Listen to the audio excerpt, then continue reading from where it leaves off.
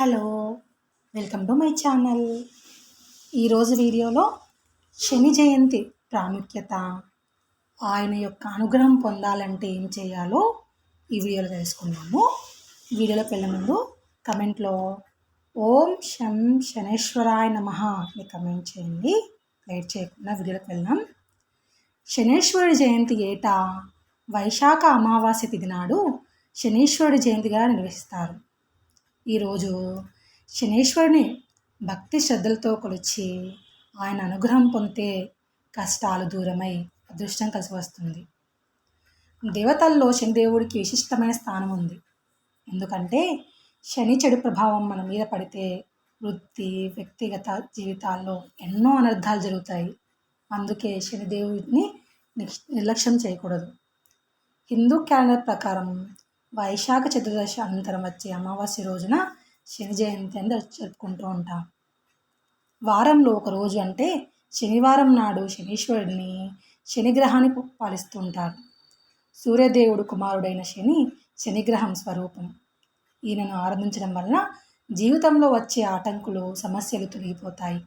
అంతేకాకుండా శనిదేవుడి ఆశీర్వాదం వల్ల అనుకున్న కోరికలు కూడా నెరవేరుతాయి. శని జయంతి రోజు భక్తులందరూ గంగాజలం, నూనె, నీరు పరిశుభ్రంగా స్నానం ఆచరించాలి. అనంతరం శని విగ్రహానికి 9 రాళ్లతో చేసిన గొలుసును సమర్పించాలి. దుష్టశక్తుల నుంచి మనం కాపాడుకోవడానికి శనిదేవుడిని ప్రసన్నం చేసుకోవాలి. అంటే తైలాభిషేకం చేసి శాంతి పూజ నిర్వహించాలి. తాంత్రిక విద్యల ప్రభావం నుండి రక్షణ కోసం హోమం లేదా యజ్ఞాన్ని జరిపించాలి. ప్రజలు తమ వేలికి గుర్రపు ఉంగరాన్ని ధరించడం లేదా ఇంటి వెలుపల దాన్ని వేలాడదీయడము చేయాలి. అంతేకాకుండా ఈరోజు చీమలకు బెల్లాన్ని ఆహారంగా ఇవ్వాలి. శని స్తోత్రాన్ని నిత్యం పఠిస్తే భగవంతుడి ఆశీర్వాదాలు పొందుతారు. నలుపు రంగు వస్తువులను దానం చేస్తే పని జరుగుతుంది. అంటే నలుపు వస్త్రాలు, ఆవె నూనె లాంటివి దానం చేయాలి. సూర్యదేవుని కుమారుడైన శని పుట్టినరోజు సందర్భంగా శని జయంతిని ఏటా నిర్వహిస్తారు. వైశాఖ మాసంలో అమావాస్య తిథి నాడు ఈ జయంతి వస్తుంది. జ్యోతిష శాస్త్ర ప్రకారం మానవుల జీవితంపై తీవ్ర ప్రభావం చూపిస్తాడు శని. అంతేకాకుండా ఈయన శనిగ్రహానికి రాజు. జీవితంలో క్లిష్టమైన పరిస్థితులు ఎదుర్కొంటున్న సమయంలో శనిదేవుని పూజ చేస్తే మంచి ఫలితాలు ఉంటాయి.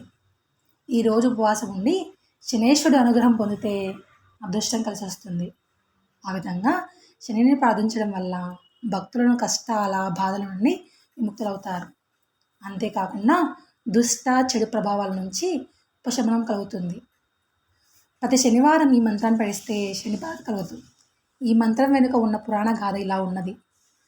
నలమహారాజు రాజభ్రష్టుడై బాధపడుతున్నప్పుడు అతనికి శనిదేవుడు కల్లో కనిపించి ఈ మంత్రాన్ని ఉపదేశించాడు. ఈ మంత్రాన్ని పఠించిన నలమహారాజుకు తిరిగి పూర్వ వైభవం కలిగించింది. అదేంటంటే క్రోడం నీలాంజన ప్రఖ్యం నీలవర్ణ సమజ్రసం ఛాయామార్తండ సంభూతం నమస్యామి శనైశ్చరం.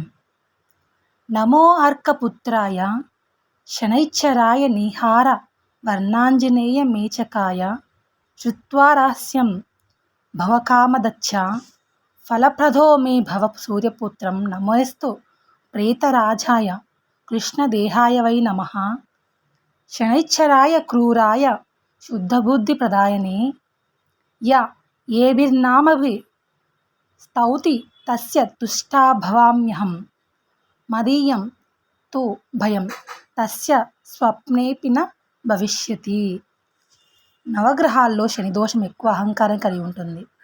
శనిదోషం నుండి బయటపడేందుకు పైన ఉదహరించిన క్రోడం నీలాంజన ప్రఖ్యం అనే శ్లోకాన్ని 11 సార్లు జపించి తర్వాత క్రింది శ్లోకాన్ని 11 సార్లు జపించాలి.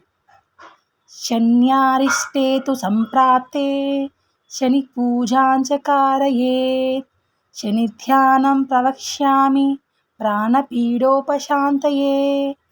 ఈ 2 శ్లోకాలను స్మరించడంతో పాటు నవగ్రహాలకు తైలాభిషేకం చేయాలి. ఇలా చేయడం వల్ల శని దోష బాధలకు వెంటనే సత్ఫలితం కలుగుతుంది. అంతే అండి వీడియో. మీకు కనుక వీడియో నచ్చితే ప్లీజ్ లైక్ చేయండి, షేర్ చేయండి, సబ్స్క్రైబ్ చేయండి. అదేవిధంగా కమెంట్లో ఓం శం శనేశ్వరాయ నమః అని కమెంట్ చేయండి. Thank you.